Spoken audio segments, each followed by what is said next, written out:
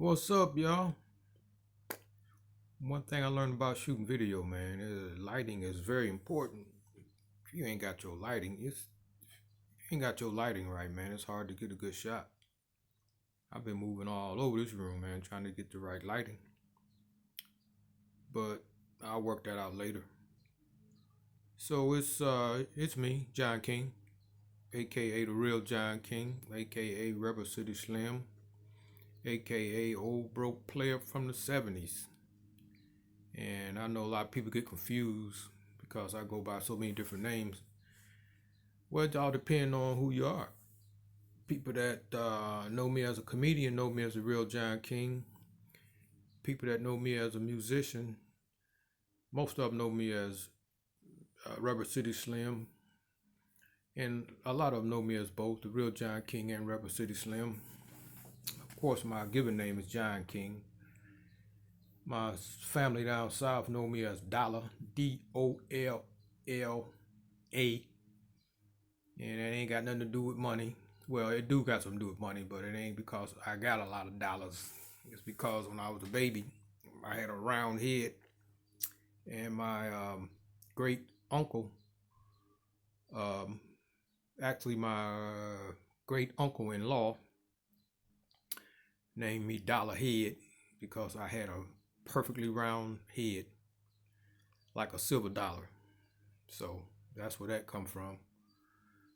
Uh, the real John King, that name was actually given to me by another guy named John King.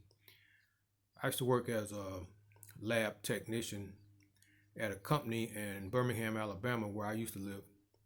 I lived there for 15 years, as a matter of fact. And I started work at this company called Owens, Illinois, which is out of Toledo, Ohio. That's where the headquarters is. It's a huge company, man.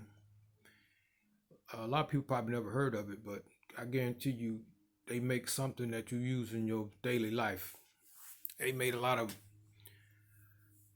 plastic products. They made corrugated boxes, glassware, fiberglass stuff.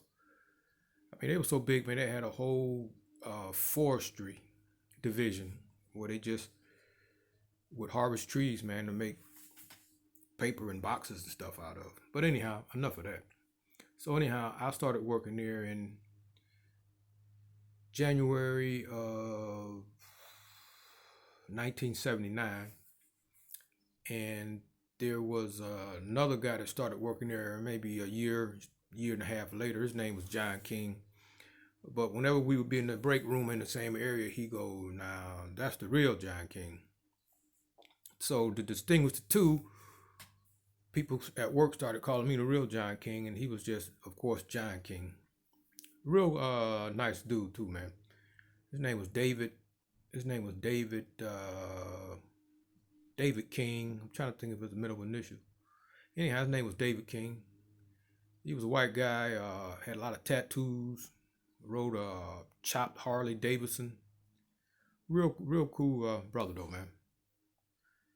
So the name Rubber City Slim, I gave that to myself when I was on the road doing comedy. I would, after the show, I would go to open jam nights, and I went to this particular one in Tampa. I think the name of the club was the Green Iguana, and a house band there, a blues rock band. It was a guy by the name of Sarasota Slim.